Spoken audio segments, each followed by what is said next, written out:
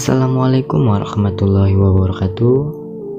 Perkenalkan, kami dari kelompok 2 akan membahas sedikit tentang kesuksesan. Kesuksesan itu sendiri merupakan dambaan setiap orang, namun menjadi sangat sulit untuk dimaknai karena memiliki pengertian dan makna yang sangat beragam.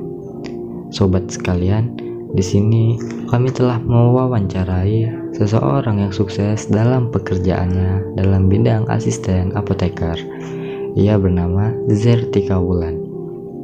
Sobat sekalian, sukses itu memiliki banyak sekali makna dan arti, dan ini adalah sukses menurut narasumber kita, yaitu Zertika Wulan.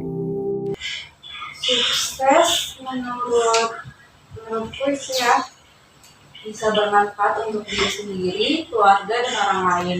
Selain itu juga sukses itu suatu hal yang telah berhasil saya capai setelah melalui berbagai rintangan. Beragam cara sudut pandang setiap orang tentunya berbeda-beda, bisa dikatakan benar dan juga bisa dikatakan tidak sepenuhnya benar, dan tidak bisa diterapkan kepada semua manusia. Sebab sebagian manusia memiliki kemampuan terbatas saat harus hidup berada di tengah-tengah orang yang mengartikan sukses itu seperti apa. Berdasarkan hadis riwayat Bukhari, sukses itu adalah dapat memberikan manfaat kepada orang lain. Contohnya seperti memberikan bantuan sosial kepada orang yang kurang mampu, dan masih banyak lagi. Berdasarkan Quran Surah Al-An'am ayat 32, memiliki arti sukses itu tidak hanya tentang harta, sebab harta itu hanya bersifat sementara.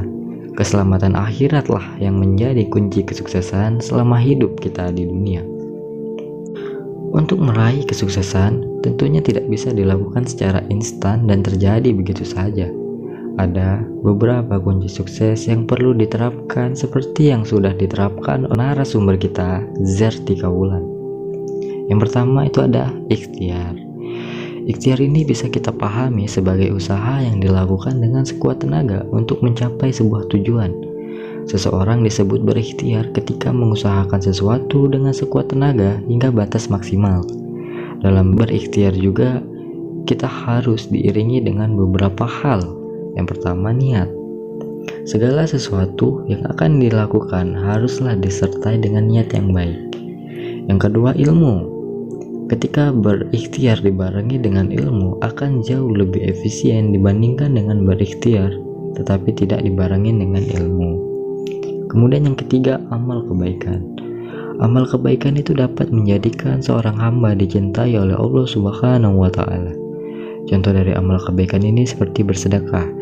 Nah, sedekah sendiri itu dapat dilakukan sebagai ikhtiar dalam mencapai kesuksesan, baik di dunia maupun di akhirat. Dengan bersedekah merupakan bentuk rasa syukur seorang hamba kepada Allah Subhanahu wa Ta'ala atas segala nikmat yang telah diberikannya. Kemudian yang kedua, berdoa. Kesuksesan tidak hanya semata-mata disebabkan oleh kecerdasan dan keahlian kita, melainkan terjadi atas kehendak Allah Subhanahu wa Ta'ala. Oleh sebab itu, kita dianjurkan untuk berdoa kepada Allah Subhanahu wa Ta'ala untuk memohon segenap hajat yang diinginkan. Kemudian yang ketiga ada tawakal.